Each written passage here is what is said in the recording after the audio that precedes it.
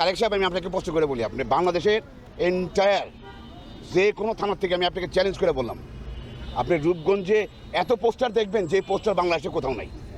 খালি পোস্টার কার জানেন? আপনাদের ক্যান্ডিডেট। আপনি দেশে ভালোবাসেন, আপনার লোকজন দেশে বলে ভালোবাসেন, বড় বড় কথা বলে গণতন্ত্র এইটা ওইটা। আমাকে বুঝান তো, এই গণতন্ত্র যারা বলে, যারা ভোটের কথা বলে, ওদের চরিত্রটাই তো দেখেন না আপনি। আপনি এলাকায় খবর নিয়ে দেখেন না। দেশবাসী আপনি একটা আস্থা রাখতে চায়, আপনাকে আস্থা রাখা কাজ করতে হবে। খালি ওই যে বহিষ্কার করা চিঠি দিলে আর আপনি নোটিশ দিলে, আপনি নোটিশ যখন দেন তার 2 দিন পর আরও বেশি বেড়ে যায়। আর যারা বহিষ্কার করেন ও সর্বোচ্চ সময় লাগে কি এই এই এই এই কি বলে তোর দলের এই জায়গা থেকে বহিষ্কার করা, এই জায়গায় জয়েন করতে লাগে 24 ঘন্টা। এগুলোর কোনো কাজ হবে না। আপনাকে এমন এমন পানিশমেন্ট নিতে হবে জনগণ যেন দেখতে পারে যে আপনি এই পানিশমেন্ট নিয়েছেন।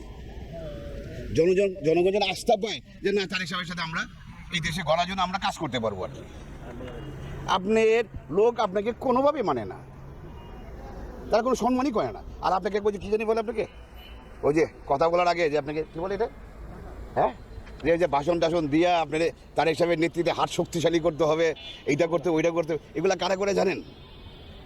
যে আপনাকে ক্ষতি করবার চায়। আপনার ক্ষতি মানে কি আমার দেশের ক্ষতি। আর কি এইসব লোকজনের কথাবার্তা আপনি কোনোদিন শুনেন না। 10,000 টাকার জন্য এক বিএনপি নেতা আরেক একটা লোকদের খুন করছে আর কি, তাই তো? এই তো দেখ, তুই চেষ্টা করে দেখ, তাহলে তুই এই দেশে তুই কেমনি ইলেকশন করবি?